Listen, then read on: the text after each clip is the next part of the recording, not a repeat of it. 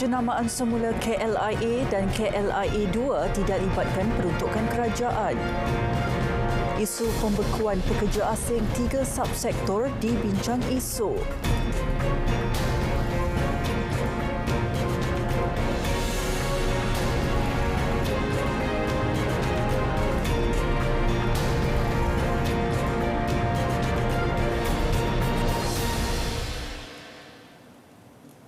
Salam sejahtera dan salam Malaysia Madani. Berita Parlimen 22 Mac 2023 bersama saya Vimalah Kasturi Virasami.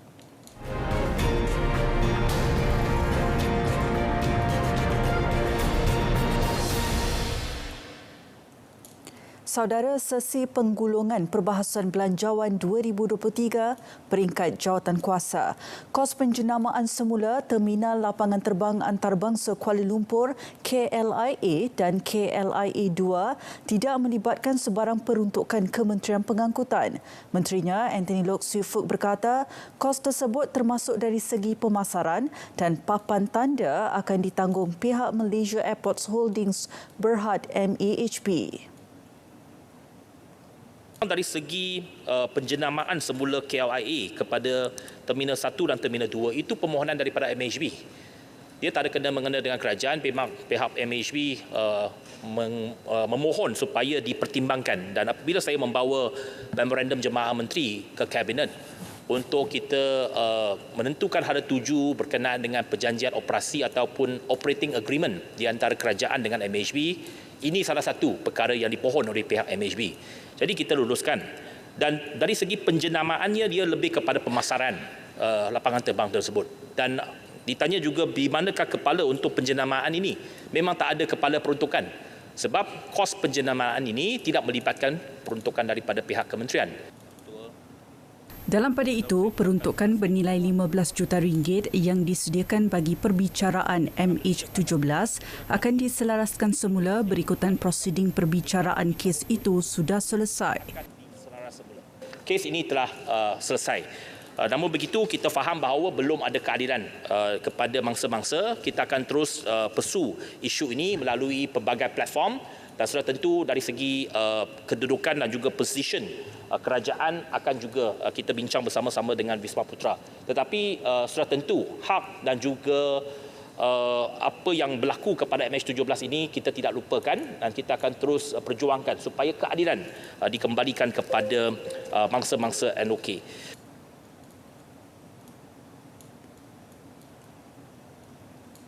Dalam pada itu, Anthony Loke juga memaklumkan Jabatan Perkhidmatan Awam secara dasarnya bersetuju mengekalkan kaki tangan Suruhanjaya Pengangkutan Awam Darat SPAD lantikkan kontrak sekurang-kurangnya selama 5 tahun mulai tahun ini. Menurutnya, ia dilaksanakan menerusi kaedah 3+2 tahun dan kementerian sedang berurusan dengan Suruhanjaya Perkhidmatan Awam SPA bagi tujuan pelantikan secara kontrak. Dalam tempoh tersebut, kementerian akan terus mengadakan perancangan mengenai hala tuju perjawatan pegawai kontrak X-Part ini supaya kementerian telah menyediakan peruntukan sebanyak 31.763 juta bagi menampung emolumen kaki tangan kontrak former SPAT yang kini sedang bertugas di berbagai jabatan dan bahagian di kementerian.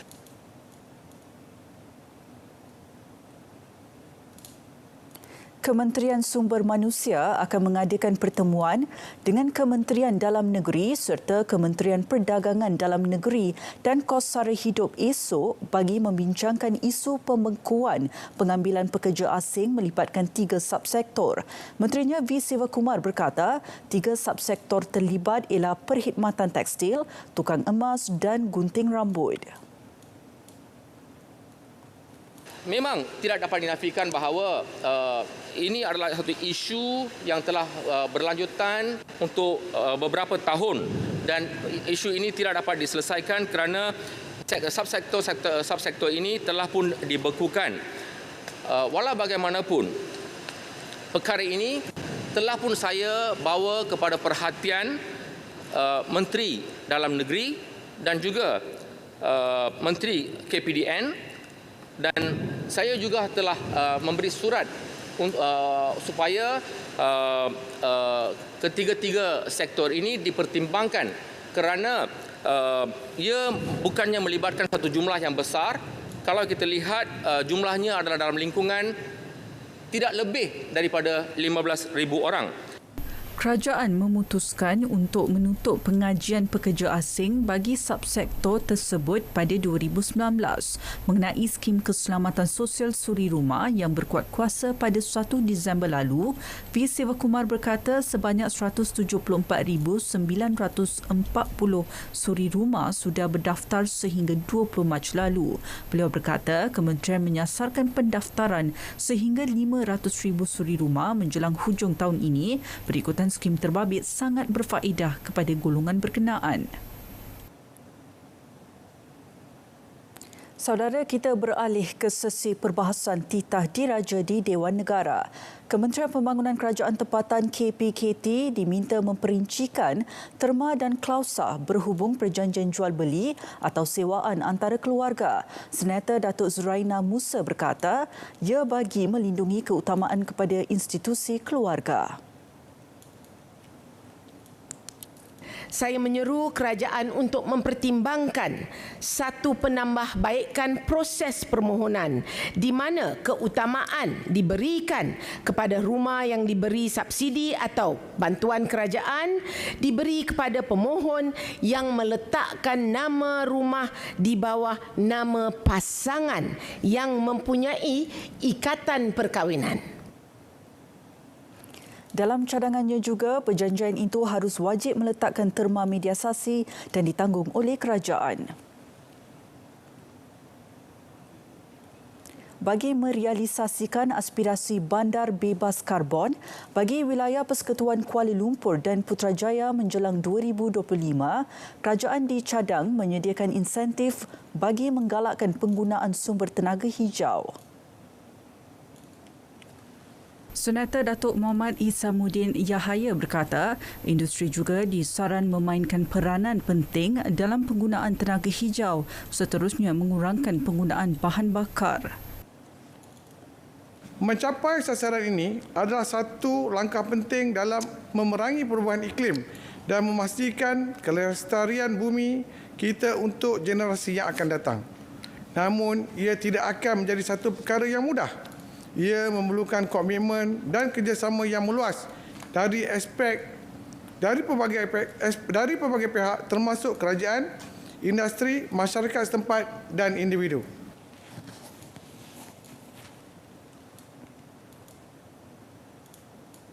Isu pendatang tanpa izin terus membelenggu rakyat Sabah. Senator Datuk John Ambrose berharap masalah ini dapat diselesaikan secepat mungkin oleh Kerajaan Madani. Saya harap Yang Amat Berhormat Perdana Menteri kita yang baru-baru ini pergi Filipina, saya harap bolehlah kita selesai. Ini PTI ini yang bikin kita takut dari Sabah ni kadang-kadang di PTI ini. Sekitar 1.2 juta daripada 3.9 juta penduduk Sabah adalah pendatang tanpa izin. Ekonomi digital dijangka menyumbang sejumlah 25.5% kepada keluaran dalam negara kasar KDNK negara menjelang 2025. Sejajar dengan itu, penambahbaikan berterusan diperlukan bagi merancakkan ekonomi digital kepada para pelabur. Saya yakin kita mampu merealisasikan potensi sebenar ekonomi digital dalam masa yang terdekat selaras dengan titah Tuanku. Saya juga memohon kepada pihak Kementerian Komunikasi dan Digital supaya kita diberi tumpuan tambahan kepada usaha mengawal selia industri ekonomi digital dengan lebih baik. Ini penting untuk menjaga imej kita sebagai pemain utama industri terbabit. Pada tahun ini, negara telah menerima 2 pelaburan syarikat utama dunia, Tesla dan Amazon Web Services AWS. Nilai pelaburan AWS berjumlah 25.5 bilion ringgit sehingga 2037. Pelaburan ini sekaligus meningkatkan daya saing Malaysia dalam industri teknologi maklumat dan komunikasi serta membantu inovasi perusahaan kecil dan sederhana PKS seiring dengan aspirasi digital negara.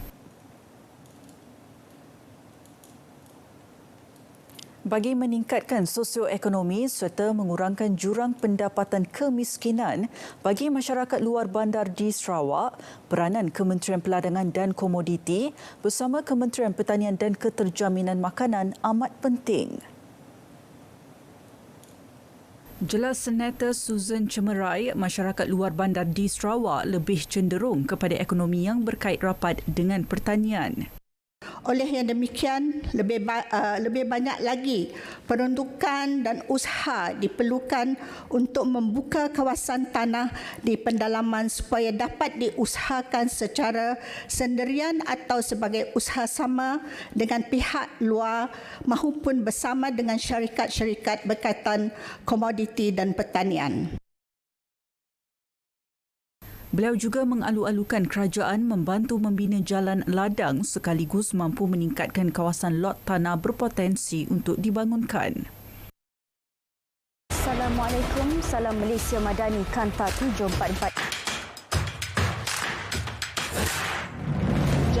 Sejak awal pagi tadi, operasi menghantar bantuan makanan dan cuaca yang cerah pada hari ini untuk melakukan pemantauan dari udara. Ramai 61 orang mangsa telah berjaya diselamatkan. Lagi mangsa ditemui meninggal dunia dalam kejadian tanah runtuh di Patang Kali. 4 mangsa telah dibawa keluar, manakala baki 2 lagi mangsa. Seorang pengarah syarikat bergelar datuk dihadapkan ke mahkamah atas tuduhan rasuah RM6 juta. Ia didakwa menawarkan suapan kepada seorang pegawai daerah sebagai dorongan memperoleh janji. Korban akibat gempa bumi Turki dan Syria.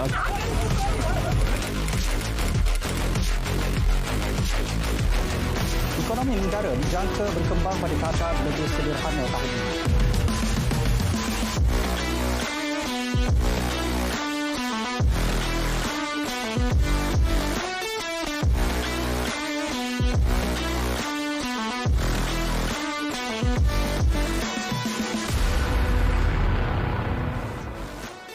Baik, Kanta 744 berakhir di sini. Ikuti berita perdana selepas ini untuk paparan berita komprehensif. Saya Syarul Islam. Salam Malaysia Madani.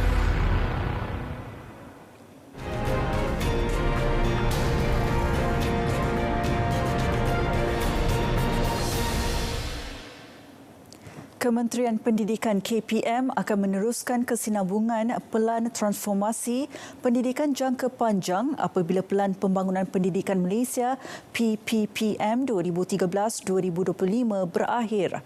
Menurut Menteri Pendidikan Fadlina Siddiq, inisiatif yang telah dilaksanakan menunjukkan pencapaian positif menerusi peningkatan ketara kemasukan ke sekolah dalam tempoh 9 tahun terkini.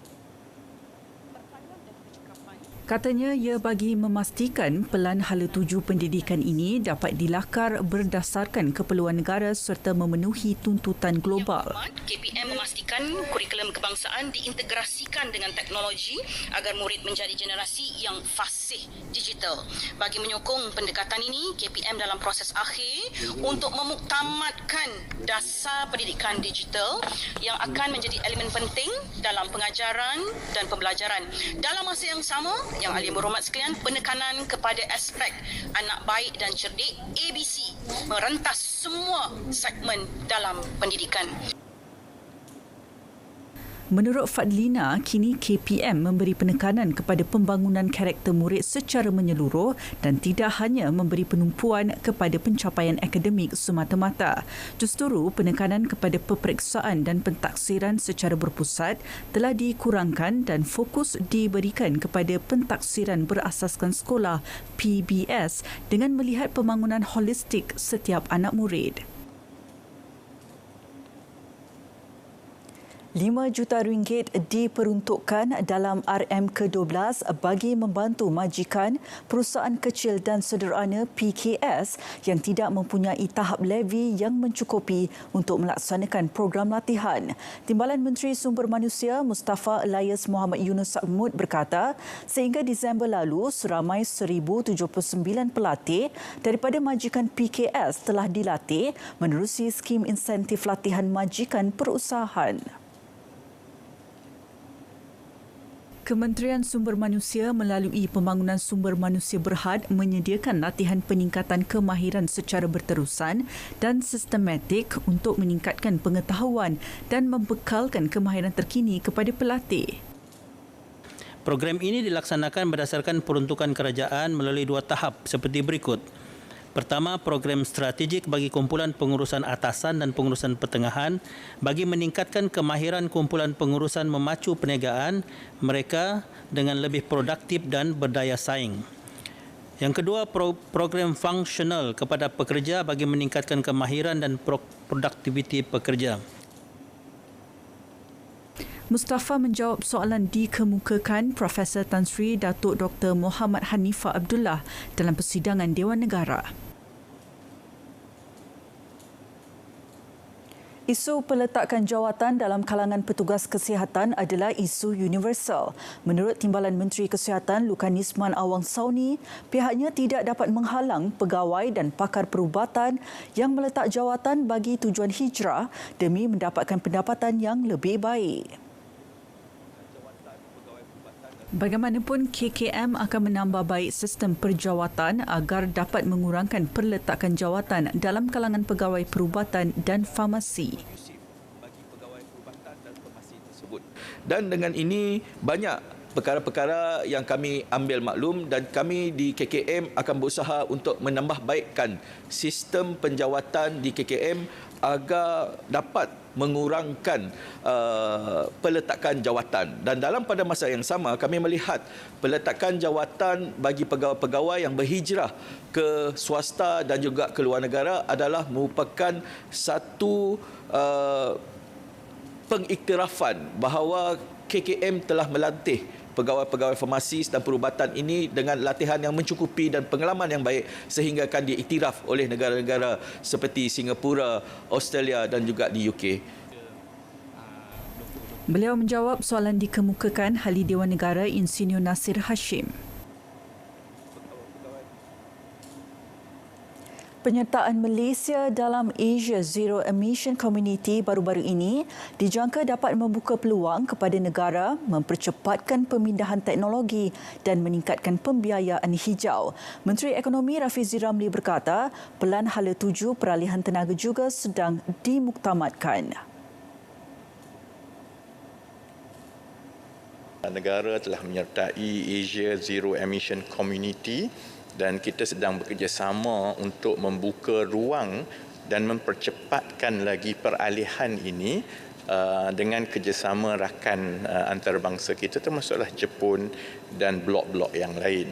Dan Kementerian Ekonomi akan melancarkan Pelan Hala 7 peralihan tenaga untuk menterjemahkan dasar-dasar ini kepada projek-projek dan kegiatan ekonomi yang bersifat peralihan tenaga boleh barui, dan ini akan membuka ruang bukan sahaja di peringkat syarikat-syarikat besar tetapi membawa turun ke peringkat PMKS juga. Beliau menjawab pertanyaan Wakil Paguh Tan Sri Muhyiddin Yassin.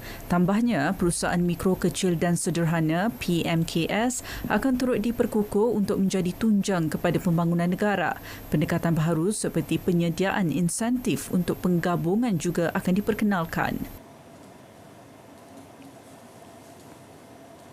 Penaiktarafan capaian internet serta rangkaian komunikasi di kawasan pedalaman dan luar bandar di Parlimen Segamat akan dilakukan secara berperingkat melalui Pelan Jalinan Digital Negara Jendela Fasa 1 dan Fasa 2. Timbalan Menteri Komunikasi dan Digital Teo Ni Ching berkata, kesemua inisiatif yang sedang dalam peringkat pelaksanaan dijangka siap sepenuhnya pada suku keempat 2023. Suruhanjaya Komunikasi dan Multimedia Malaysia SKMM juga telah menyiapkan 4 menara baharu dan dalam proses menyiapkan baki 3 menara daripada 7 menara yang dirancang. Lokasi bagi pembinaan 7 menara baharu di kawasan luar bandar dan bandar di Parlimen Segamat adalah di Kampung Sengkang Lega, Kampung Gelang Cincin, Kampung Krishna Jementa, Kampung Lubuk Kepong, Gemas Baharu, Taman Segamat Jaya dan Buloh Kasab.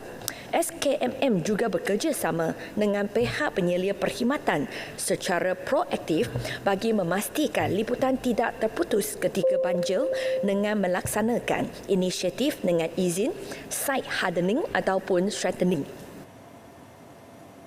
Melalui inisiatif jendela fasa 1 di kawasan Parlimen Segamat bagi jalur lebar talian tetap, sebanyak 1,887 premis telah siap disediakan dengan sambungan gentian optik, manakala baki sebanyak 5,687 lagi dalam peringkat pelaksanaan. Tambah beliau, tapak-tapak stesen pemancar di kawasan bencana dinaik taraf agar ianya tidak terkesan. Sebanyak 104 alat pemancar komunikasi telah siap dinaik taraf kepada teknologi 4G, manakala satu lagi dalam peringkat pelaksanaan.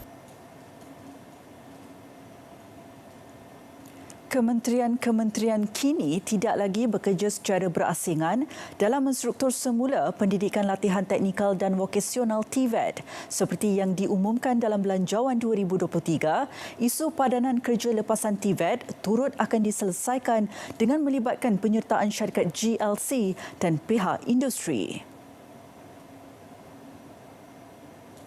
Pendekatan lama di mana kementerian masing-masing bekerja secara silo atau berasingan untuk menguruskan institusi-institusi TVET tidak lagi relevan dan memadai. Adalah dicadangkan untuk syarikat-syarikat GLC atau swasta terpilih mengambil alih pengurusan sebahagian institusi TVET supaya latihan dan pendidikan institusi tersebut memenuhi keperluan industri dan meningkatkan employability pelajar TVET. Beliau menjawab pertanyaan Wakil Gombak Datuk Seri Amiruddin Syahri mengenai langkah mengatasi kelompangan pekerja dalam industri. Kerajaan sedang memuktamadkan ketetapan dasar dan beberapa rang undang-undang dalam usaha menyah jenayah kesalahan percubaan membunuh diri. Timbalan Menteri di Jabatan Perdana Menteri, Undang-Undang dan Reformasi Institusi, Ram Karpal Singh berkata, perkara ini susulan kajian dijalankan oleh Jabatan Peguam Negara berkaitan kesalahan percubaan membunuh diri di bawah Seksyen 309 Kanun Keseksaan dan cadangan pemansuhannya. Kerajaan melalui Jabatan Peguam Negara telah menjalankan kajian secara mendalam berkaitan kesalahan percubaan membunuh diri di bawah Seksyen 309 Kanun Keseksaan dan cadangan pemansuhan undang-undang ini. Kajian ini telah meneliti pendekatan yang diambil di beberapa negara bagi menilai justifikasi dan implikasi pelaksanaannya dari segi perundangan. Beliau juga memaklumkan 10 mesyuarat libat urus dengan beberapa pihak berkepentingan telah diadakan bagi meneliti dan menyelesaikan perkara perundangan yang berbangkit. Beliau menjawab pertanyaan Wakil Bandar Kuching Dr. Kelvin Yee Lee Yuen.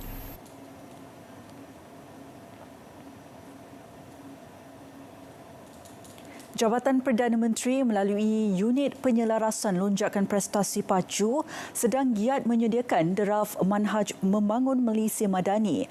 Menurut Timbalan Menteri di Jabatan Perdana Menteri, Hal Ehwal Sabah, Sarawak dan Tugas-Tugas Khas, Dato' Armizan Muhammad Ali, manhaj tersebut akan dijadikan sebagai rujukan iaitu blueprint dalam membentuk dasar dan pelan strategi yang lengkap bagi membela golongan sasar dan mempertingkatkan daya saing serta daya tahan negara.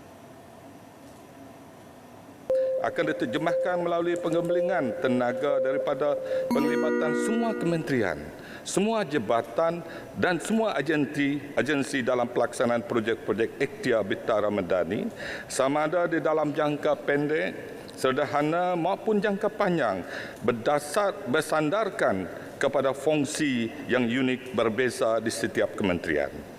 Ia akan menjadi medium unik konsep Malaysia Madani bukan saja lebih dipahami, malah dapat dinikmati manfaatnya oleh pelbagai lapisan masyarakat. Beliau menjawab pertanyaan Wakil Parit Sulong Datuk Seri Dr. Nur Aini Ahmad. Pada asasnya, kerangka Malaysia Madani dibina berdasarkan kepada analisis tematik manifesto setiap parti gabungan kerajaan perpaduan sewaktu program pemukiman anggota jemaah menteri yang berlangsung pada 15 Januari 2023.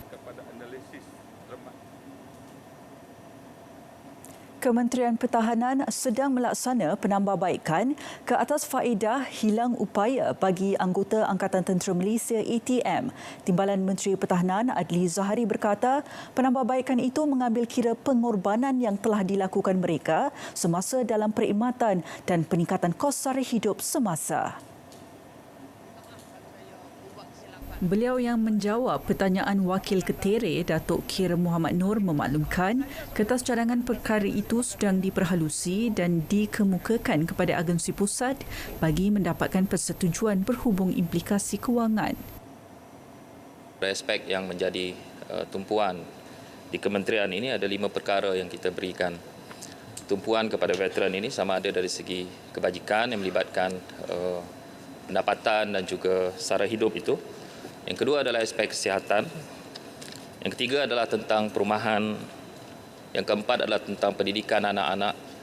Dan terakhir yang sekarang ini menjadi tumpuan kita adalah bagaimana kita boleh memperkasakan ekonomi veteran itu sendiri yang kita sebut sebagai empowerment.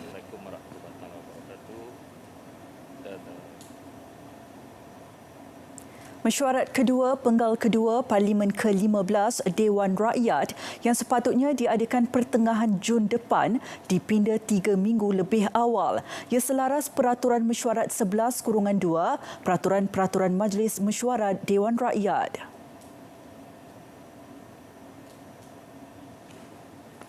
Yang di-Pertua Dewan Rakyat Datuk Johari Abdul memaklumkan persidangan berikutnya akan diadakan selama 11 hari mulai 22 Mei hingga 15 Jun depan berbanding jadual asal selama 10 hari mulai 12 hingga 27 Jun depan. Ini adalah susulan daripada permintaan saya kepada para menteri kerana ramai ahli yang berhormat akan menjalani ibadah haji di Mekah pada tahun ini dan perlu membuat persiapan sewajarnya memandangkan Hari Raya Haji dijangka jatuh pada 29 Jun 2023. Beliau berkata Perdana Menteri juga telah bersetuju dengan pindaan tersebut.